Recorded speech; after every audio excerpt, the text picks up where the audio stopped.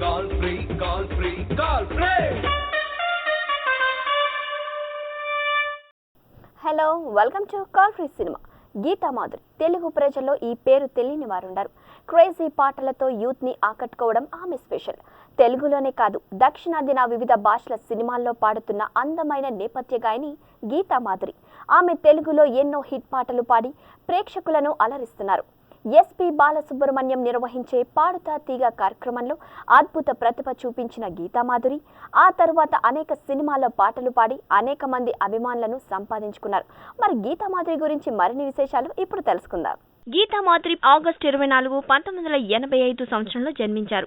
గీతా మాధురి తల్లిదండ్రులు ప్రభాకర్, లక్ష్మి. గీతా మాధురి చిన్నప్పటి నుంచే సంగీతం అభ్యసించడం మొదలుపెట్టారు. లిటిల్ మ్యూజిషియన్స్ అకాడమీలో కచ్చర్లకోట పద్మావతి, రామాచార్యుల వద్ద చిన్న వయసు నుండే శాస్త్రీయ సినీ, లలిత సంగీతాలలో శిక్షణ పొందారు. ఈటీవీలో ప్రసారమైన సై సింగర్స్ ఛాలెంజ్ లో ఆమె ఫైనలిస్ట్ గా నిలిచింది. కులశేఖర్ దర్శకత్వం వహించిన ప్రేమలేఖ రాసా సినిమాలోని ఒక పాటతో ఆమె సినీ రంగ ప్రవేశం చేశారు. గీతా మాధురి రామ్ చరణ్ హీరోగా పూరి జగన్నాథ్ దర్శకత్వంలో వచ్చిన చిరుత చిత్రంలో పాడిన పాట ద్వారా ఎంతో పాపులర్ అయ్యారు. తరువాత ఆమె పాడిన నచ్చావులే చిత్రంతో గాయనిగా చిత్రసీమలో స్థిరపడ్డారు. నేటి సంగీత దర్శకులందరి దగ్గర పాటలు పాడారు. నచ్చావులే, గోలీమార్, మిర్చి, మగధీర, ఇద్దరమ్మాయిలు, శ్రీమంతుడు, డిక్టేటర్ వంటి చిత్రాలతో పాటు మరెన్నో సూపర్ హిట్ సాంగ్స్ ని పాడి గాయనిగా మంచి పేరు సంపాదించుకుంది. గీతా మాధురి 2008లో వచ్చిన నచ్చావులే చిత్రంలోని పాటకు ఉత్తమ నేపథ్య గాయని నంది అవార్డుతో పాటు సంతోషం అవార్డు కూడా అందుకున్నారు. అలాగే 2008లో